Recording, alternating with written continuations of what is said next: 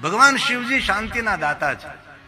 शांताकारम शिखर शयनम, शिखर पर शयन करने वाला देव है, सबको शांति प्रदान करने वाला देव है। इसलिए जो अशांत रहता है वो महादेव का भजन करे, शांति का दाता है। इसलिए आप भी सभी कथा श्रवण कर रहे हैं, आपके जीवन मार्ग में जो आपको कोई मिले तो उनको भी शिव भक्ति से प्रेरित करो कि भाई और कुछ यहां वहां भटकने की आवश्यकता नहीं है। शिव जी हमारा श्रेष्ठ मस्तक नमन करने का स्थान है। महादेव का भजन करो। को अशांत है परिवार में, घर में, उसको कहीं शांति देने वाले भगवान शिव है। शिव ही शांति देता है। शम करो तो शंकर है, शिव जी शांति देने वाला देव और स्वयं शांत रहने वाला है। पूरा शिव जी का चरित्र आप देख लीजिए, कहीं शिव जी ने कहीं उपद्रव नहीं किया, कहीं शिव जी के जीवन में उपद्रव उछल कूद नहीं है। और हमारे जीवन में तो कितनी उछल कूद, 50 बीघा के 100 बीघा के 200 बीघा जमीन है तो उछल कूद, थोड़ा सा पद मिल गया, पदवी मिल गई, कितना उपद्रव, कितनी उछल कूद रहती है। थोड़ा सा मंत्री पद मिल गया तो कितनी उछल कूद, थोड़ा सा किसी ने आदर सम्मान नहीं किया तो उसका मन सब भभूक उठते हैं। मान नहीं मिला, सम्मान नहीं मिला। शिव जी से महान कौन? तो भी महादेव के जीवन में इतनी सरलता, इतनी नम्रता, इतनी सभ्यता, दिव्यता भगवान शिव के पास है। कोई उपद्रव नहीं है, जिनका जीवन संपूर्ण उपद्रव रहित है, ये शिव के पास सीखना है। भगवान ने कुछ आपको सामर्थ्य दिया है तो सामर्थ्य को पचाने का प्रयास करिए। उछल कूद करने की कोई जरूरत नहीं है। कई लोगों को कुछ भी सामर्थ्य नहीं मिला, कितने उछल कूद करते हैं। इस ब्रह्मांड में पृथ्वी का कोई मूल्य नहीं है तो पृथ्वी पर रहने वाले का मूल्य क्या हो सकता है? कभी ब्रह्मांड के बारे में कभी पढ़िए तो खबर पड़े कि ब्रह्मांड में कितनी पृथ्वी, कितने सूर्य, कितनी गैलेक्सी, क्या क्या सब कुछ है। पृथ्वी रोज के समान है तो गज के शरीर का क्या मूल्य हो सकता है? इसलिए जीवन में कोई उपद्रव न करिए। जो भगवान ने दिया है प्रभु नो प्रसाद है। धन दिया, मान दिया, सम्मान दिया, ज्ञान दिया, विद्या दी, बहुत कुछ दिया आपको, तो भगवान का प्रसाद है। इसमें उपद्रव करने की कोई जरूरत नहीं। कहीं गए वो थोड़ा सम्मान नहीं, मान नहीं मिला तो आप उछल कूद करने लगते, उपद्रव करने। अरे मैं गया समय निकाल कर, किसी ने हमें तरफ देखा भी नहीं। ये सब मलिनता को हम दूर करेंगे धीरे धीरे।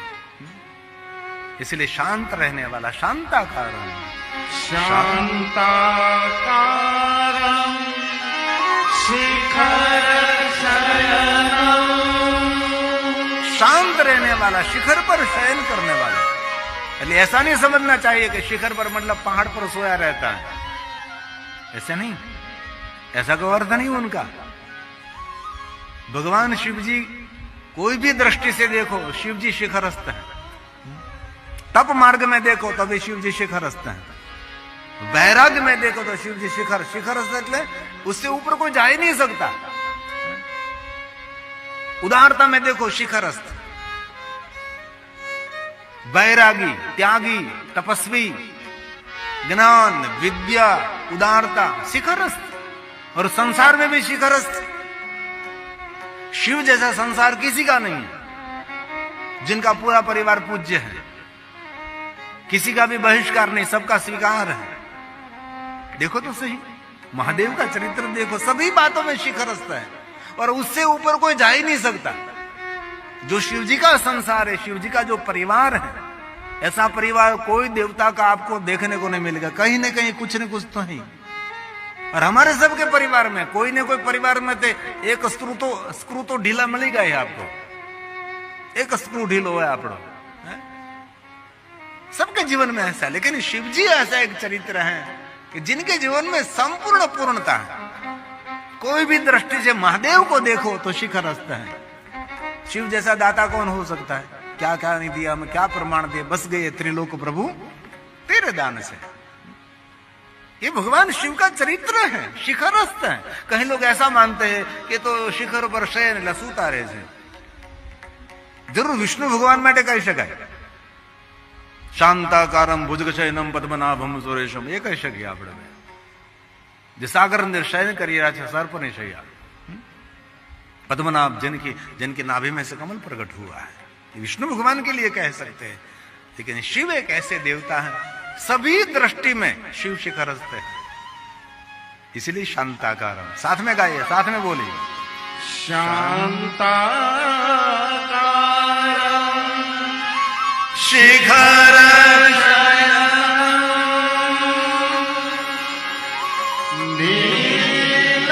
नीलकण्ठं सुरेशं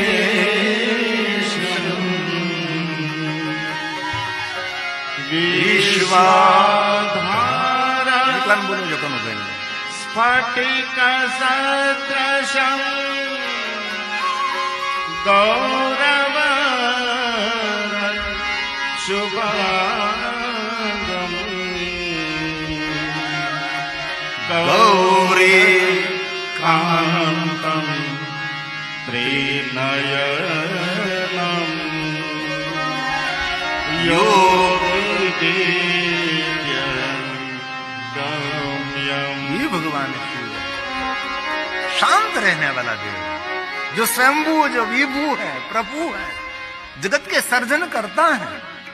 उनके कोई माता पिता नहीं, वो स्वयं जगत के माता पिता है, क्योंकि स्वयंभू है। और एक नहीं, अगणित ऐसे शिवलिंग है जो स्वयंभू है, किसी ने स्थापना, किसी ने प्रतिष्ठा नहीं की, वो तो स्वयंभू है। हे शिव शंभु, हे महादेवा।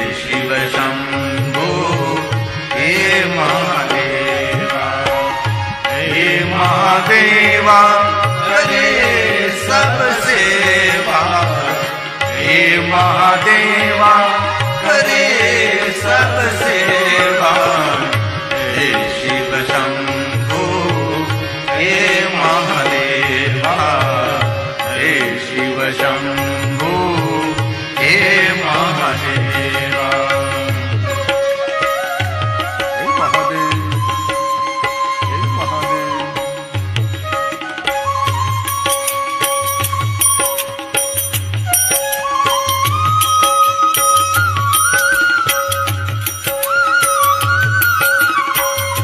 मन ही मन महादेव को याद करें, हे महादेव, हे महादेव। जो महादेव महादेव बोलता है उनको दुनिया में महानता मिलती है।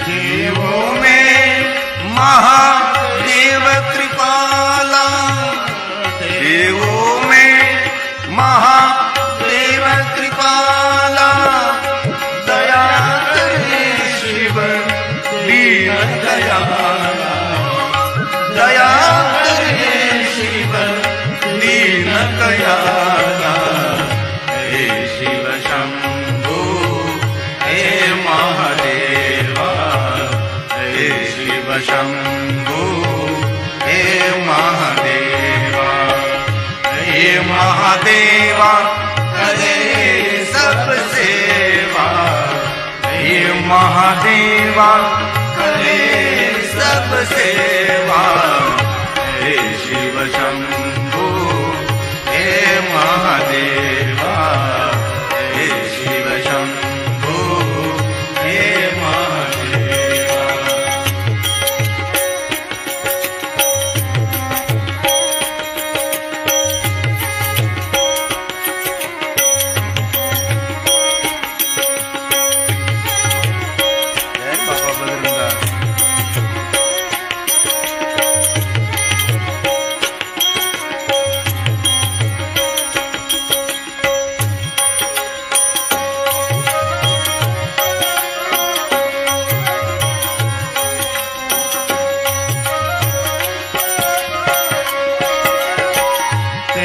दर्शन को नैना तरसे, तेरे दर्शन को नैना तरसे, दर्श दिखा दो हे भोले बाबा, दर्श दिखा दो ये भोले बाबा।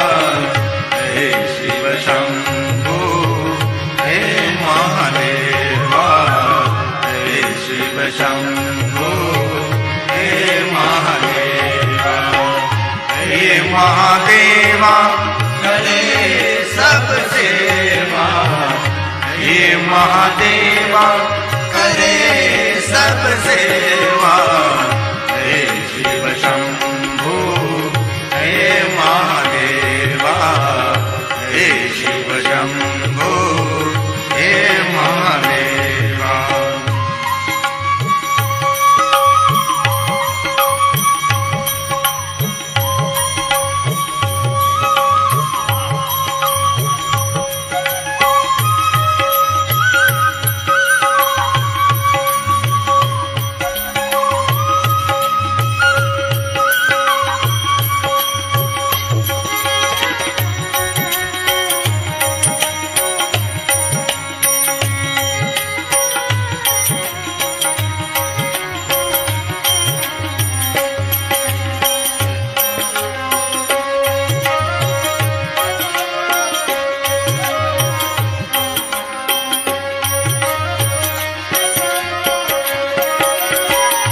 नाम निरंजन हे अविनाशी, नाम निरंजन हे अविनाशी, ध्यान धरे गिरि हे कैलासी, ध्यान धरे गिरि हे कैलासी। हे शिव शंभो हे महादेवा, हे शिव शंभो हे महादेवा, हे महादेवा करे सब सेवा, हे महादेवा करे सब सेवा। हे शिव शंभो हे महादेवा, हे शिव शंभो हे महादेवा, हे शिव शंभो हे महादेवा, हे शिव शंभो हे महादेवा। अब सूत पुराण जी प्रयाग तीर्थ में कहते हैं, हे महात्माओं सावधान होकर आप भगवान महादेव की कथा का श्रवण करिए। मैं आपको शिव जी की कथा कहता हूं। और शिव महाप्रग्रंथ के प्रारंभ में सुंदर नारद जी की कथा है, जो रामचरितमानस में भी है, अन्य ग्रंथों में भी। यहां भी भगवान महादेव की कथा नारद से प्रारंभ होगी। और ये चरित्र हमने बहुत बार सुना है, इसीलिए इसका कोई विस्तार करने की आवश्यकता नहीं है। एक श्लोक में नारद जी का परिचय कराया। एक समय नारद के मन में एक विचार प्रकट हुआ, वहां से कथा शुरू हो रही है। एक सिमन एकस्मिन् समये ब्राह्मण, एक समय एक ब्राह्मण कौन? तो कहा नारदो मुनि, श्रेष्ठ नारद जी। नारद जी कोई सामान्य नहीं, मुनियों में जिनका मान सम्मान बहुमान है, ये नारद जी है। देवताओं की सभा में और ऋषि मुनियों के सभा में नारद जी का जब आगमन होता है, तब सब खड़े होकर उसका आदर करते हैं। नारदो मुनि, श्रेष्ठ जिनकी महिमा, ये नारद जी। नारद कौन है? तो नारद की अपरिचय कराया। ब्रह्म पुत्रो विनीतात्मा, नारद जी ब्रह्मा जी के पुत्र हैं, जिनका स्वभाव आनंदी है, प्रसन्न रहते हैं। कोई भी हर स्थिति में नारद जी प्रसन्न रहते हैं। विनोदी जिनका स्वभाव है, रमू से भरा हुआ जिनका चरित्र है, ऐसे नारद जी हैं। तो नारद के मन में एक विचार प्रकट हुआ। कैसा विचार? तपोर्थम मन उसके मन में एक विचार प्रकट हुआ, मुझे तपस्या करने, तो तब करने के लिए मैं कहां जाऊं? इसी समय एक विचार प्रकट होगा, तपस्या के लिए तो श्रेष्ठ उत्तम भूमि तो हिमालय पहाड़ है, हिमालय में जाना जाए जिनको तप करना है। बहुत सारे तपस्वी ऋषि तो हिमालय में रहते हैं, और तप करने के लिए श्रेष्ठ को भूमि है तो हिमालय है। नारद जी हिमालय पहाड़ पहुंचे और यात्रा कर रहे हैं हिमालय में, कहां बैठकर मैं तपस्या करूं? और यात्रा करते करते रमणीय वनराय के बीच सुंदर सुंदर पहाड़ों के चट्टान, बड़े बड़े वृक्ष, खिले हुए फूल, सुंदर बहता हुआ जल का झरना, नदियों का कलबलाट और दिव्य हवा और ठंडे ठंडे शीतल हवा, इनमें नारद जी का एक ध्यान पड़ा। एक पहाड़ के में सुंदर एक गुफा देखी, गुफा इतनी सुंदर थी कि देखते ही मन वहां आकर्षित होने लगा, जैसे गुनेरी गुफा यहां है। ये कल्पना तो करे कैसे बनी होगी, ये महात्मा ने कितना परिश्रम किया होगा, हमारे उदयानंद गिरी जी महाराज ने कितना परिश्रम किया होगा, ये कोई छोटी बात नहीं।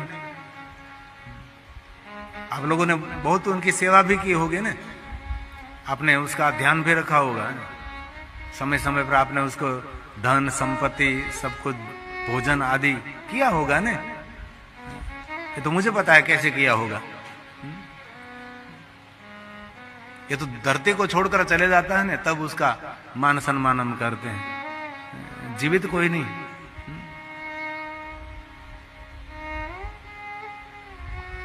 जरा परिश्रम तो देखें, इतने लोग एकत्र हुए हैं, ये तपस्या उदयानंद गिरी जी महाराज की है, उनकी तपस्या का फल ये सब कुछ यहाँ संपन्न हुआ है। कितने कितने बड़े बड़े लोग आ रहे हैं, कितने कितने सुंदर यहाँ भगवान का भजन यज्ञ आगादे भोजन सब कुछ हो रहा है, उसका पुण्य उदय हुआ है। इसलिए हूं करूं ये बड़ी अज्ञानता, ऐसा नहीं। इस महापुरुष ने यहाँ भजन किया होगा, ये उनकी समाधि है। लेकिन मेरे जीवन में अफसोस रहा कि यहां मैं दया पर 2010 में आया था कथा करने के लिए, हमारे कांति मामा लिंबाणी, कांति भाई लिंबाणी परिवार ने कमलेश्वर महादेव में शिव महापुराण कथा का आयोजन किया था 2010 में।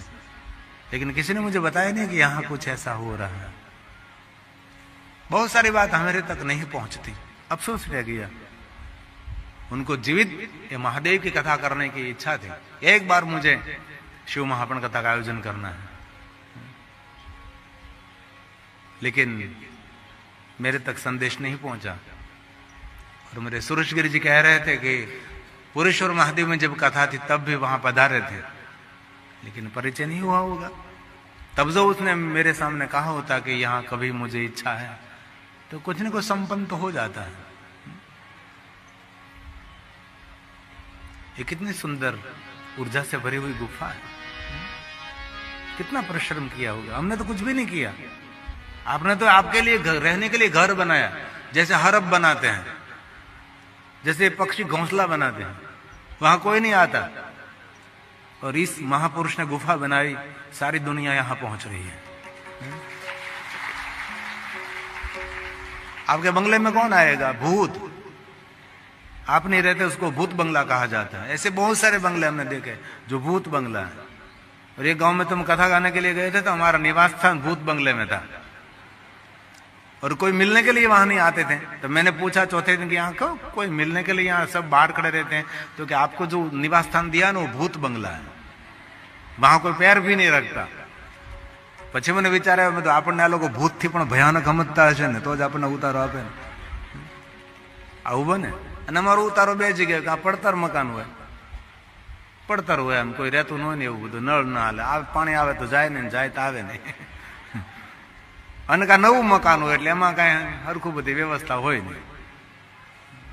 અહીં તો અમારે સારું છે, જયંતિભાઈના ઘરે અમે લીંબાણી પરિવારને ત્યાં છીએ, બહુ સારું છે। અને સૂરજગીરી એક એક વસ્તુની કાળજી રાખે છે, સંપૂર્ણ આયોજન સંપૂર્ણ સફળ બને, સારી રીતે સાંગો પાંગ મહાદેવની કથા પૂર્ણ થાય। આ સુરેશગીરીએ ખૂબ મહેનત કરી છે। માનકું અહીંથી 160 કિલોમીટરની આસપાસ થતું હોય છે. ત્યાંથી નિરંતર આવું જવું. એમાં ઘણા લોકો વિઘ્ન કરતા હોય ને કે ભાઈ આ બધું નથી કરવું એમ. એટલું યાદ રાખવું, કોઈ પણ પ્રભુ કાર્ય હોય તેમાં આપણે સહયોગી ન બની શકીએ, પણ આપણે વિરોધી ન બનીએ, અવરોધ ન ઉભા કરીએ. અને કોઈ દિવસો મનમાં એવું નહીં રાખવો કે આપણા થકી થાય છે.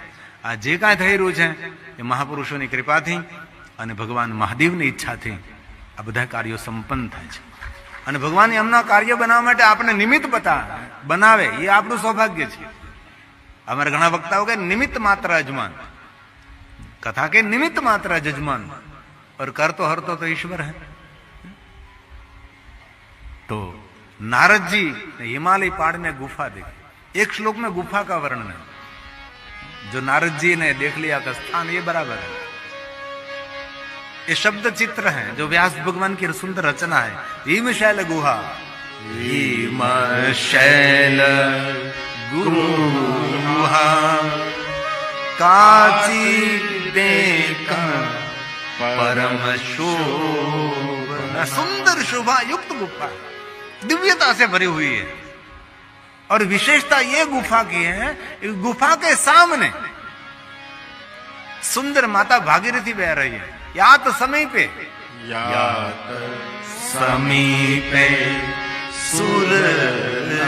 सूर नदी, देवताओं की नदी भागीरथी माता गंगा. हिमालय पहाड़नी गंगा धीरे धीरे न चाले. हिमालय पहाड़नी गंगा वेग थी चाले. आमा जेने हिमालय पहाड़ने 4 धाम ने यात्रा करी होय, गंगोत्री, यमुनोत्री, बद्री, केदार, ये हिमालयना 4 धाम, भारतना 4 धाम, આપણું દ્વારકા, જગન્નાથપુરી, ભગવાન રામેશ્વર અને આપણું બદ્રીનારાયણ, આપણા ભારતના 4 ધામ. આ હિમાલયના 4 ધામની યાત્રા કરી હોય તેને ખબર હોય કે હિમાલય પહાડની ગંગા ધીરે ધીરે ન ચાલે. તેથી શબ્દ ચિત્ર કહ્યું. કેવી રીતે ગંગા ચાલે છે? સદા વહતી વેગત, સદા વહતી વેગથી બહેતી હુઈ માતા ગંગા. હિમાલય પહાડની ગંગા ધીરે ધીરે ન ચાલે, એટલી વેગથી પ્રવાહ ચાલે છે. એ ગંગાના કિનારે સુંદર ગુફા છે. નારદજી ત્યાં પગ મૂકતા જ મન સ્થિર થવા લાગે છે, મનના તરંગો શાંત થવા લાગે છે. કારણ કે ભૂમિનો મહિમા હતો. નારદજી જ્યાં તપસ્યા કરવા બેસે છે, સુંદર ગુફા છે. એ કથા રામચરિત માનસમાં તુલસીજીએ પણ સુંદર વર્ણન કર્યું છે. હેમગીરી ગુહા એક અતિ પાવન, એ તુલસીજી કે શબ્દ है. આમાં શ્લોકાત્મક, આ ચોપાઈ, દોહરા, સોરઠા. हिमगिरि गुहा एक अति पावनी, बह समीप सुर सरि सुहावनी. हिमगिरि गुहा एक अति पावनी, बह समीप सुर सरि सुहावनी. આ રીતે સુંદર વર્ણન છે. નારદજી વહાં તપસ્યા કરવા માટે બિરાજમાન થાય છે. વિચારોના તરંગોને શાંત કરે છે. પોતામાં સ્વયંમાં સ્થિર થાય. ચક્રે મુનિ સમાધિ. નારદજી ત્યાં સમાધિ લગાવે છે. સમાધિ એને કહેવાય બુદ્ધિનો વિશ્રામ. દેહ એટલે બુદ્ધિ. બુદ્ધિના પટ પર કોઈ તરંગ નહીં, બુદ્ધિ સાથે કોઈ લડાઈ નહીં. સમાધિ એ સંબંધી, એની બુદ્ધિ ને આપણી બુદ્ધિ એક સરખી હોય જ નહીં. ખાલી કહેવા લાયક હોય સંબંધી છે. એની બુદ્ધિ ને આપણી બુદ્ધિ સરખી ન જોઈએ. બધાની ટુંડે ટુંડે મતી જુદી. નારદજીએ સમાધિ લગાવી, નારદજીએ તપ કર્યું છે. દેવતાઓએ નારદજીનો જય જયકાર કર્યો, ઋષિ મુનિઓએ નારદજીનો જય જયકાર કર્યો. શા માટે? કારણ કે નારદજીએ કામને પ્રાસ્ત કર્યા હતા. કારણ કે ઇન્દ્રએ મોકલ્યા હતા કામદેવને કે નારદજીને સમાધિમાં ભંગ કરો, પણ કામદેવ પરાજય થયા. એટલા માટે કારણ કે ત્યાં બેસીને ભગવાન શિવજીએ તપ કર્યું હતું. અને મહાદેવજીએ વરદાન આપ્યું હતું કે આ ભૂમિ પર બેસીને કોઈ તપ કરે તેના પર કામનો પ્રભાવ નહીં પડે. તેથી કામદેવ પરાજિત થયા છે.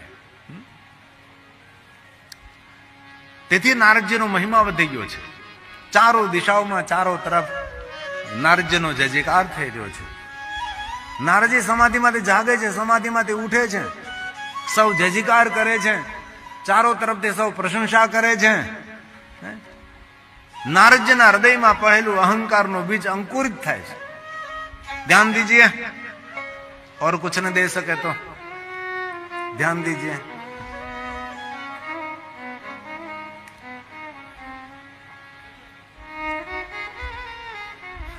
હૃદયમાં પડેલું અહંકારનું બીજ અંકુરિત થાય છે. એક વસ્તુ યાદ રાખવી જીવનમાં, કોઈ નિંદા આપણે કરતા ને તો બહુ ભયભીત થવાની જરૂર નથી. એમાંથી આપણે ઘણું બધું આપણા જીવનમાં આપણે સુધારી શકીએ છીએ કે આ માણસ આપણા માટે આવું બોલે છે તો કાંઈ ને કાંઈ આપણા જીવનમાં કોઈ ઉણપ છે, કોઈ કમી છે તો એ માણસ બોલે છે, તેને બોલવાનો અવસર આપણે આપ્યો છે. પણ પ્રશંસા જ્યારે આપણી થવા લાગે ત્યારે માણસે સાવધાન રહેવું જોઈએ. નારદજીની પ્રશંસા, નારદમાં રહેલું અહંકારનું બીજ અંકુરિત બને છે. અભિમાનયુક્ત નારદજી ભગવાન શિવની પાસે જાય છે અને મહાદેવને આગળ પોતાની પ્રશંસા કરવા લાગે છે. માણસનો એક દુર્ગુણ છે, માણસ પોતાની પ્રશંસા કરતો હોય છે, કોઈ દિવસ નહીં. આપણી ઓળખાણ આપી વસ્તુ અલગ છે, આપણો બાયોડેટા આપી દે વસ્તુ અલગ છે. પછી આપણી જ આપણે કવિતા આપણે પોતે ગાયા કરીએ તો આપણા જેવા ડાયા માણસ કોણ? એને અવળવાણી કહેવાય છે. આપણા જેવા ડાયા માણસ કોણ? ભગવાન મહાદેવજીએ બધું નારદનું સાંભળ્યું છે, પ્રેમપૂર્વક વાત બધી સાંભળે છે. કારણ કે શિવજી તો શિવ છે. મહાદેવ સમજી ગયા કે નારદના હૃદયમાં અહંકારનું બીજ અંકુરિત થયું છે, તેથી પોતાની પ્રશંસા પોતે કરે છે. પણ નારદની વાત બધી પૂરી થાય છે, ત્યારબાદ ભગવાન શિવજી કહે છે નારદજી કે નારદજી ગોપ્યમ ગોપ્યમ સર્વથાય. જીવનની બધી જ વાતો બધાને કહેવા માટે ન હોય, અને બધા પ્રશ્નોના જવાબ બધાને આપવા જેવું કંઈ નક્કી નથી. કોઈ પ્રશ્ન કરે તો આપણને ખબર હોય જવાબ આપવાનો, નહીં ખબર હોય તો ઊંચા હાથ કરી દેવાનો, ખબર નથી. આ દુનિયામાં કોણ શિવ કે સિવા સર્વગુણ સંપન્ન? કોઈ નહીં. ભગવાન મહાદેવજીએ નારદજીને કહ્યું છે કે નારદજી હવે તમારી તપસ્યા પરિપક્વ થઈ છે, તમે મૌન થઈ જાઓ. અને બે અવસ્થામાં માણસે મૌન રહ્યું. એક તો જયારે તપસ્યા પરિપક્વ થાય ત્યારે મૌન રહેવું જોઈએ, એક જયારે ગઢપણ આવે ત્યારે મૌન રહેવું જોઈએ. જયારે આપણે ઉંમર થઈ જાય ને આપણે વૃદ્ધ થઈ જાય ત્યારે મૌન રહીએ, એમાં આપણું ઘરમાં માતમ જળવાય રહે, ઘરમાં આપણું માન સન્માન જળવાય રહે. પણ કહેવત એવી છે, બચપન મેં પેર સંચલ, યુવાની મેં રોમ રોમ સંચલ, બુઢાપે મેં જીભ સંચલ. વૃદ્ધાવસ્થા વૃદ્ધ લોકો બોલે બહુ, તેથી ઉંમર પાકી જાય ને ત્યારે મૌન રહેવું, ઘરમાં બહુ બોલવું નહીં, ક્યારેક આપણું અપમાન થઈ જાય.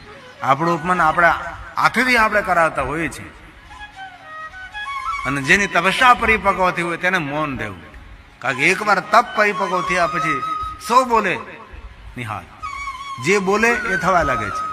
અરે મહાપુરુષો તો કહે છે કે જેની તપસ્યા જેની પરિપક્વ થાય તેને બોલવામાં તો ધ્યાન રાખવું, પણ તેને વિચાર કરવામાં પણ ધ્યાન રાખવું. કારણ કે વિચાર સિદ્ધ થવા લાગે, એના મનમાં જે કાંઈ વિચાર ઉદ્ભવે એ સિદ્ધ થવા લાગે, જે તપસ્વી પુરુષો માટે. તેથી જોયું છે આપણે જે અત્યંત તપસ્વી પુરુષો હોય જ્યાદાતર મૌન રહે, તો એ બોલે નહીં, આપણે જેમ બડબડાટ ન કરે. ભગવાન મહાદેવે નારદજીને સમજાવ્યા કે નારદજી હવે મૌન થાવ, તમે આ વિશ્વમાં તમારો જય જયકાર થાય છે. હવે બહુ તપ કર્યું છે. ભગવાન શંકરજીએ નારદજીનું ખંડન ન કર્યું, અને અહંકારી માણસનો અહંકારનું કોઈ ખંડન ન કરવું. કોઈ અહંકારી માણસને જો આપણે અહંકાર એને પોષીએ નહીં તો એ માણસ આપણા પર ગુસ્સે થઈ જાય. એટલે આ જ કરવું પડે એને આપણે. એટલે શંકર ભગવાને એક શબ્દ નહીં, નારદજીને કહ્યું કે મૌન થઈ જાવ તો તમારું હિત રહેશે. અને કોઈ તમારે આગળ તમારી પ્રશંસા કરે તો તમારે મૌન રહેવાનું છે અને જલ્દી એ સ્થાનને છોડી દેવાનું છે. અને ભગવાન મહાદેવજીએ કહ્યું કે ધ્યાન રાખજો, તમે ક્યારે વિષ્ણુ ભગવાનને મળો અને વિષ્ણુ ભગવાન આમ તમારી સામે વાત ખોલે કે આજકાલ નારદજી તમારો જય જયકાર થઈ રહ્યો છે, ત્યારે નારદજી તમે વાતને બદલી નાખજો, જલ્દી વિષ્ણુ ભગવાનને પ્રણામ કરીને ત્યાંથી સ્થાન છોડી દેજો. આવું ભગવાન મહાદેવજીએ નારદને ઘણું સમજાવ્યું છે. પણ અહંકારી માણસનો સ્વભાવ છે, તેને પ્રશંસા બહુ જ વાલી લાગે. કથામાં ઘણી વાર કોઈ માણસની પ્રશંસા કરે તેને એમ થાય કે આ બસ કથા થાય કે ન થાય, પણ આ હાલતું રહેવું જોઈએ રોજ માટે. ઘણા જજમાનો એવા મળે કે એની પ્રશંસા જ વાલી હોય, બસ એના વખાણ કરતા રહ્યો, એના વખાણ કરતા રહ્યો. નહીં નહીં, આ તો ભગવાનની કથા કહેવાની છે. કોની પ્રશંસા, કોના વખાણ? કથાથી આપ સૌ પરિચિત છો. ભગવાન વિષ્ણુની સામે નારદજી જાય છે. ભગવાન વિષ્ણુ સમજી ગયા કે નારદજીને અહંકાર આવ્યો છે. વિષ્ણુ ભગવાને પણ નારદની વાતમાં સૂર પુરાવ્યો. વિષ્ણુ ભગવાનના મુખેથી પ્રશંસા સાંભળતા નારદો ગર્વિતો મુને, નારદના ગર્વમાં વધારો થયો. ઓકે, આપણી પ્રશંસા આપણા અભિમાનમાં વૃદ્ધિ કરે છે. એક તો કોટો ફૂટ્યો હતો, બીજ અંકુરિત થયું હતું, એમાં વિષ્ણુ ભગવાને ખૂબ નારદજીની પ્રશંસા કરી તો ઝાડવું મોટું થયું. હવે ખબર નહીં કેવા ફળ આવે આ ઝાડવાને.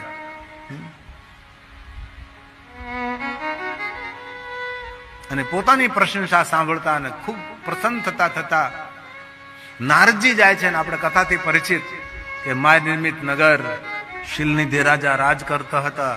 એની પુત્રી વિશ્વ મોહિની આખા વિશ્વને મોહિત કરી શકે, પણ શિલનિધિ છે તેને મોહિત ન કરી શકે, કારણ કે તેનો બાપ છે. તો ભગવાનની માયા કોને મોહિત ન કરે? જે શિલવાન છે, જે શિલનિધિ છે. આપણી માતા ગંગા સતી ભજનમાં પંક્તિ બહુ સરસ ગાય છે. પ્રણામ કોને કરવા? સાધુને નહીં, પ્રણામ શીલવાનને કરવા. આ લોકમુખે ગવાયેલી પંક્તિ. ગામડામાં રહેતો માણસ પણ આ પંક્તિને ગાઈ શકે છે. એવી સરળ વાત.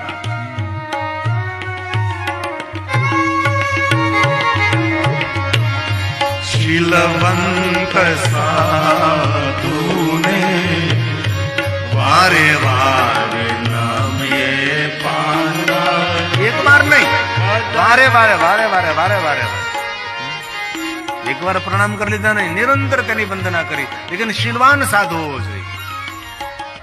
શિવ મહાપડા ગ્રંથની ભગવાન વ્યાસજીએ સાધુના લક્ષણોનું વર્ણન કર્યું છે કે સાધુ કોને કહેવાય, યુનિફોર્મ નહીં. સાધુના ગુણોનું વર્ણન કર્યું છે કે સાધુ કોણ, સાધુના લક્ષણો કયા. વાત વાતમાં ઉગ્ર બની જાય, વાત વાતમાં ક્રોધ કરે, અપશબ્દો બોલવા લાગે, નહીં નહીં, એ સાધુના લક્ષણ નથી. જેનો સ્વભાવ સૌમ્ય હોય, તેની ભાષામાં મધુરતા હોય. કોઈ પણ માર્ગદર્શન આપે તો મધુર ભાષાથી માર્ગદર્શન આપે.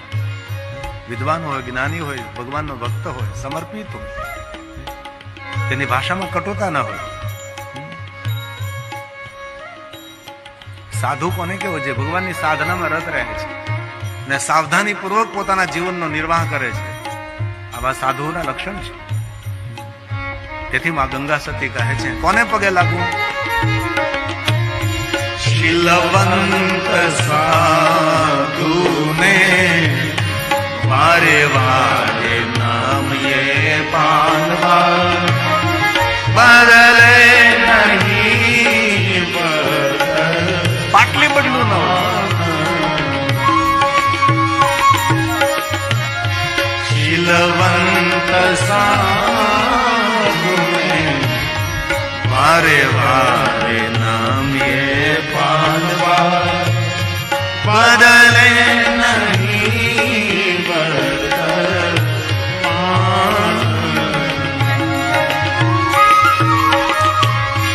ચિત્તની વૃત્તિ જની સદા નિરામણીને. ચિત્તની વૃત્તિ જની સદા નિરામણીને. મહારાજ થયા મને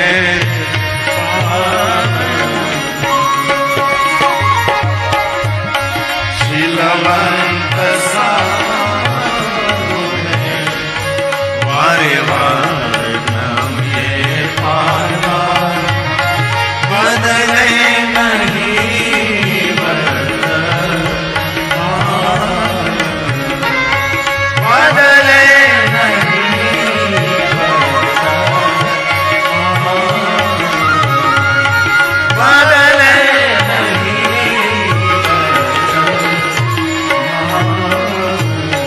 પ્રાણ જાય, વચન ના જાય, બોલવું ન પડે. એક જણો હમણાં મળ્યો હતો, મને કે 2 મુખી રુદ્રાક્ષ પહેરું. મેં તું 1 મુખી થઈ જાય પેલા. બેદલ મુખથી મીઠા બોલે, તેની વાણીમાં વરમાન ડોલે. તું 2 મુખી છો એનું શું કરું? આના મોઢે આમ બોલે છે, આના મોઢે આમ બોલે, આના મોઢે આમ બોલે. 2 મુખી રુદ્રાક્ષ પહેરે કે ના પહેરે તું, પણ તું પેલા 1 મુખી થા, બોલ્યું નહીં બદલ.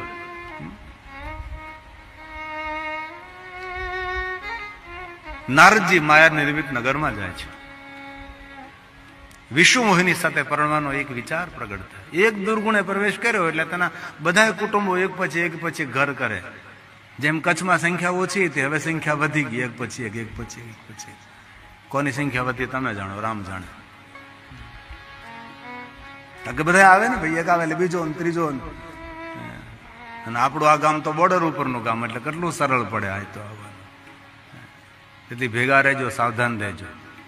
આ સુથાર છે, આ સઈ છે, પટેલ છે, આ કુંભાર છે, આ પ્રજાપતિ છે, બ્રાહ્મણ છે, બાવાજી છે, એવું નહીં. આપણે બધા હિન્દુ છીએ, આપણે સૌ સનાતની છીએ. એવી રીતે આપણે રહેવાનું છે તો આપણું સારું થશે. सनातन परिवारों की बहुत बड़ी कमजोरी है. हम सत्संग के साथ जितने जुड़े रहना चाहते इतने नहीं रहते. हमारा पूरा जीवन निकल जाता है और सब कुछ जीवन में पूर्ण होने के बाद मंदिर, सत्संग, कथा, हमारे पास भविष्य नहीं रहता, तब सब कुछ दिखाई देता है.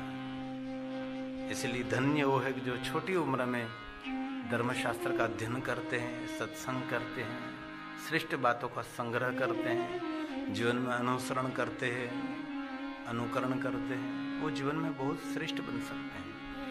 जीवन में श्रेष्ठ बनने के लिए बहुत सारी बातों का ध्यान रखना पड़ता है. हमारे ग्रंथ क्या सिखाते? पहले तो विवेक को सिखाते, प्रिय बोली बोलने की सिखाते हैं. हमारे ग्रंथ नम्रता को सिखाते हैं और दुनिया में उसको कोई हटा नहीं सकता. जिनमें नम्रता हो, जिनमें विवेक हो, जिनकी वाणी में मधुरता हो, कहीं भी जाएगा उनका स्थान एक दिव्य रहता है. इसलिए मेरे धर्म ग्रंथ भगवान के पास पहुंचा देता है, ये तो नहीं पहुंचाएगा तो अभी हम पहुंचने वाले ही हैं.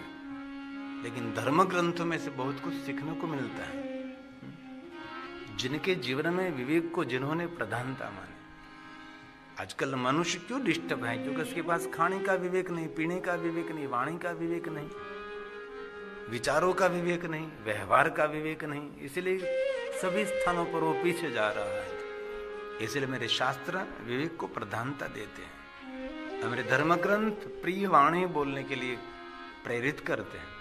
हमारे धर्म ग्रंथ नम्रता को धारण करने के लिए निरंतर प्रेरित करते हैं. जो व्यक्ति सत्य बोलता है और जो व्यक्ति परोपकार में रत रहता है और निस्वार्थ जो कार्य करता है वो कभी अपने जीवन में पीछे नहीं रहता. वो बड़ी लोकप्रियता को प्राप्त कर सकता है, लेकिन स्वार्थ कभी लोकप्रियता नहीं दे सकता. इसलिए में धर्म ग्रंथ उनको मिलता है जिन्होंने कोई पुण्य किया है. इसलिए भगवान महर्षि वेदव्यास जी का वचन है कि कौन शिव महापड़ ग्रंथ में प्रेम रखता है, कौन प्रीति रखता है. ये वचन व्यास जी का. मैं तो मध्यस्थी हूं, मैं तो शिक्षक, एक टीचर का काम करता हूं. जो हमने आचार्यों के पास से पढ़ा, हमने कुछ सीखा, हमारे सनातियों के सामने निरंतर हम गाते रहते हैं, बोलते रहते हैं. अनुसरण करें न करें, लेकिन बोलना और कहना हमारा कर्तव्य है.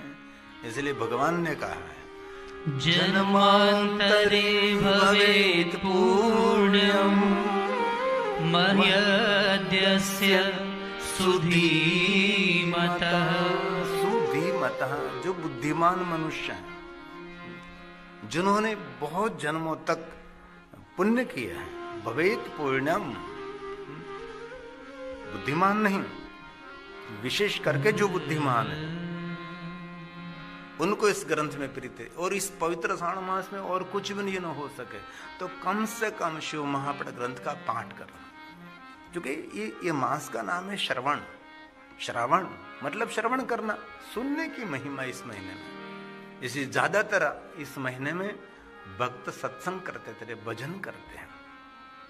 सत्संग की बहुत बड़ी महिमा है, इसलिए श्रवण करने की महिमा है इस पवित्र श्रावण मास में.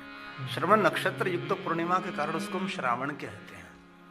और लक्ष्मी का ये प्रिय मास है और भगवान महादेव के 12 मासों में प्रिय मास ये पवित्र श्रावण मास है. इसलिए आप सभी भगवान महादेव के कथा श्रवण कर रहे हैं. इसलिए कोई तो पुण्य उदय हुआ है कहीं न कहीं, दूर दूर कहीं न कहीं आपके जीवन में कोई पुण्य आपको साथ दे रहा है. अगर आप आना चाहते तो भी नहीं आ सकते.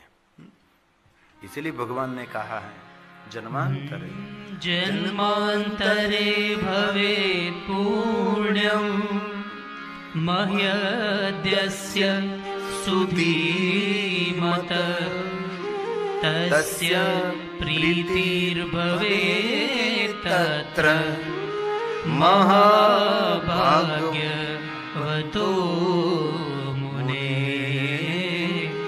महाभाग्यवतो मुने। महान भाग्यवान जो मनुष्य होगा उनको भगवान महादेव की कथा श्रवण करने का अवसर मिलता है।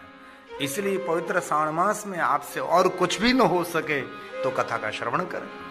इसलिए हमने निर्णय लिया था कि पवित्र श्रावण मास का एक दिन भी हमारा कथा के बिना नहीं रहना। तो भी बीच में एक एक दिन चला गया कथा, दूसरी कथा प्रारंभ करने में। हमारी इच्छा तो ऐसी थी कि पूरा श्रावण मास एक दिन भी कथा के बिना नहीं रहना चाहिए, लेकिन व्यवस्था के कारण रहता है। भगवान स्वयं शिव जी ने सनत कुमारों को कहा कि हे साधु, आप जैसे श्रद्धालु श्रोता मिलना ये वक्ता के लिए पुण्य है। क्योंकि श्रोता तो बहुत मिलते हैं, लेकिन ईश्वर के प्रति श्रद्धा रखने वाले कितने श्रोता हैं? बहुत कम। ईश्वर के प्रति जिनका भरपूर भरोसा है, ऐसे श्रोता मिलना वक्ता के लिए श्रेष्ठ है। इसीलिए स्वयं ईश्वर कहते हैं कि हे सनत कुमार, आप श्रद्धावान श्रोता हैं, क्योंकि आप ब्रह्मा जी के पुत्र हैं। ये कथा सनत कुमार सुन रहे हैं और स्वयं शिव जी कह रहे हैं। और स्वयं शिव जी ने क्या कहा कि हे साधु, साधु कौन है? कोई गणवेश साधु नहीं, गुणवेश साधु है। हम लोग गणवेश को साधु मानते हैं, गणवेश की बड़ी महिमा है। गणवेश के बिना पहचान भी नहीं है। आपका गणवेश है, इन पर से आपकी मानसिकता हम देख सकते हैं। इसलिए गणवेश की तो महिमा है, लेकिन गणवेश से ज्यादा गुणवेश प्रधान है। इसलिए जो साधना में रत रहता है, जो परोपकार में निरंतर प्रवृत्त रहता है, सत्य और विवेक का जो जतन करता है, अनिति से हजारों योजन दूर रहता है और कर्मों के प्रति अपनी सावधानी रखता है, व्यक्ति को उठा भी सकता है अपना कर्म, और अपने कर्म व्यक्ति को गिरा भी सकता है। क्योंकि परमात्मा भगवान स्वयं शिव जी ने ब्रह्मा जी को कहता था, ब्रह्मा, किसी मनुष्य का जीवन आप भी नहीं चलाएंगे और मैं भी नहीं चलाऊंगा, उसके कर्मों से उसका जीवन चलेगा। बुरे कर्मों से हमेशा दुखी रहेगा, अंदर से संतापित पीड़ित रहेगा। जो श्रेष्ठ कर्म करता रहेगा वो हमेशा अंदर से आनंदित प्रसन्न रहेगा। संपत्ति की प्रधानता नहीं, शांति की प्रधानता है। सारी दुनिया संपत्ति की खोज में है, लेकिन संपत्ति कभी किसी को सुख नहीं दे सकती। हमेशा शांति आत्मा को तसल्ली दे सकती है। इसीलिए साधु कौन है? स्वयं शिव जी ने कहा, सनत कुमार, आपो में साधु का गुण है। मैं गुजराती हूं, लेकिन हिंदी में इसीलिए मैं कथा गा रहा हूं, क्योंकि हमारे पूरे भारत में हमारे महादेव के भक्तों की संख्या बहुत है।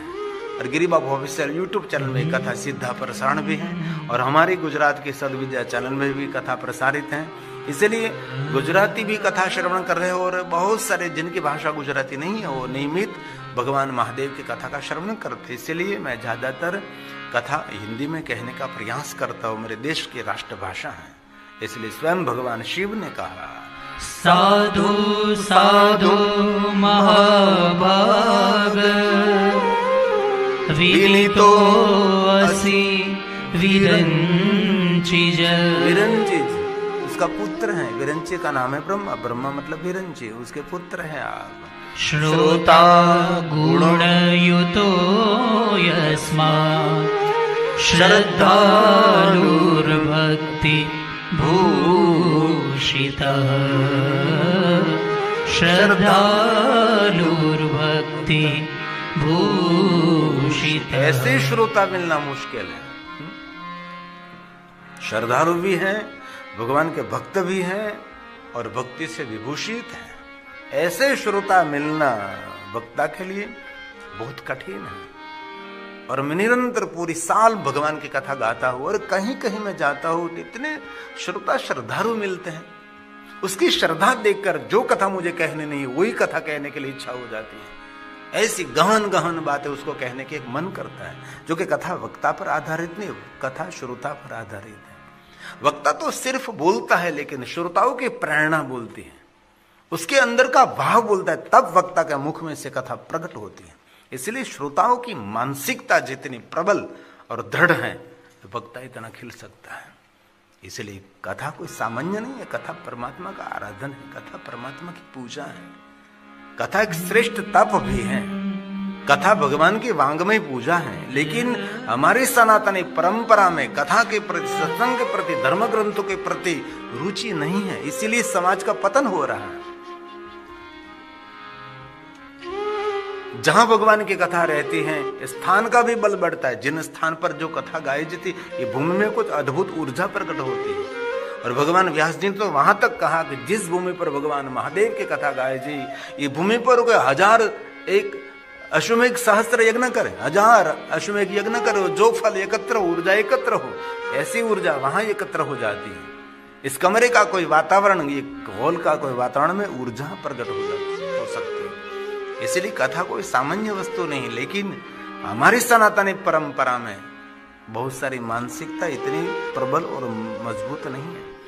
इसलिए भगवान व्यास जी ने कहा 12 मास आप भगवान महादेव का पूजन अर्चन दर्शन कुछ भी न कर सके, लेकिन पवित्र श्रावण मास में विशेष प्रकार से भगवान शिव जी को रुद्राभिषेक करना चाहिए। और हमारे सबके घर में शिव जी रहते हैं।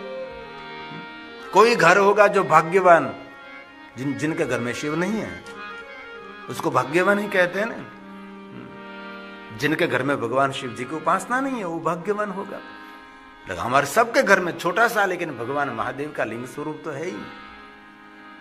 मंदिर में से बाहर निकलकर सुंदर स्थान पर स्थापित कर गए, विशेष प्रकार के पात्र में लेकर धीरे धीरे उसको जलाभिषेक करें। और भगवान ने यह भी कहा कि दिन में न हो सके तो रात्रि में करें। अन्य कोई देवताओं की पूजा आप रात्रि में नहीं कर सकते, भगवान शिव जी की पूजा रात्रि में भी कर सकते हैं। और शिव जी की उपासना शुक्ल पक्ष में से ज्यादा कृष्ण पक्ष में कर श्रेष्ठ माने जाते हैं। लेकिन बहुत कम लोग जो महादेव की पूजा में रहते रहे, वो कोई होगा। इसलिए महीना महादेव की आराधना के लिए, ये महिमा शिव उपासना के लिए, ये महिमा शिव जी के पास रहने की महिमा है। और कल भी मैंने कहा था कि बहुत सारे शिव भक्तों को मैं जानता हूं कि पूरे महीने तक अपने घर में नहीं जाते, पूरे महीने तक शिवालय रहते हैं। हम बहुत छोटे थे तब हमारे पिताजी 1 महीने तक घर में पैर नहीं रखते थे। वो संपूर्ण सुबह से लेकर शाम तक, शाम से लेकर सुबह तक शिवालय में रहते। भोजन भी शिवालय में ही करते। हम भोजन भगवान को अर्पण करते तो भोजन करते बस छाछ रोटलो बाजरा में, क्यारेक शाक हो क्यारेक न पण हो, एक टाइम भोजन करें। और शिव जी के ज्यादातर व्रतों में एक समय भोजन करने की छूट है। और भगवान कृष्ण जी के व्रतों में कहीं भोजन की छूट नहीं है। यहां तो सोमवासरे भी निशि भोजनम, शिव जी की महिमा में तो एक समय भोजन कर सकते हैं, ऐसा भी भाव प्रकट किया है। इसलिए बहुत सारे शिव भक्त पवित्र श्रावण मास में 1 मास तक एक समय भोजन करते हैं। જેને કે એક ટાણું કરે છે, આખા મહિનાનું એક ટાણું કર્યું છે। પછી ભલે હવાનું નાનનું બે ભેગું દાબી લેતો હોય, પણ એક સમય ભોજન की छूट है इस पवित्र श्रावण मास में। इसीलिए मास मात्र दिने दिने कुर्वन्ति अभिषेकम, अभिषेक करना चाहिए अपने घर में। और कोई मंत्र स्तोत्र कंठस्थ नहीं है तो ओम नमः शिवाय, ओम नमः शिवाय, ओम नमः शिवाय बोल बोलकर भगवान शिव जी को जल चढ़ाना चाहिए। और इस महीने में विशेष प्रकार से प्रिय वस्तु का 1 महीने तक त्याग कर देना चाहिए। जिन वस्तु के बिना हमारा चलता ही नहीं, ऐसे बहुत सारे भक्तों को मैंने देखा 1 महीने तक बीड़ी को छोड़ देंगे, 1 महीने तक तंबाकू को छोड़ देंगे, 1 महीने तक माओ छोड़ देंगे, 1 महीने तक और भी पीना छोड़ देंगे। महीना पूरा होने के बाद 1 महीने का साथ में पी लेते हैं। ऐसा भी लोग हैं। 1 महीने तक बहुत सारे नियमों को धारण करते हैं। 1 महीने तक बाल नहीं कटवाते, 1 महीने तक दाढ़ी नहीं करते, पंचकर्म और ब्रह्मचर्य का पालन भी करते हैं और धरती पर सोते हैं 1 महीने तक।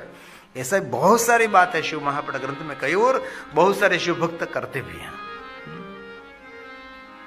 और हम बहुत छोटे थे तब पूरी रात भगवान महादेव का पूजन करते, एक प्रहर का भगवान शिव का पूजन करते थे। और विशेष प्रकार से भगवान महादेव को इस महीने में तुलसी पत्र अर्पण करना चाहिए, तुलसी की मंजरी अर्पण करनी चाहिए। तुलसी दल भी भगवान शिव जी को अर्पण कर सकते हैं।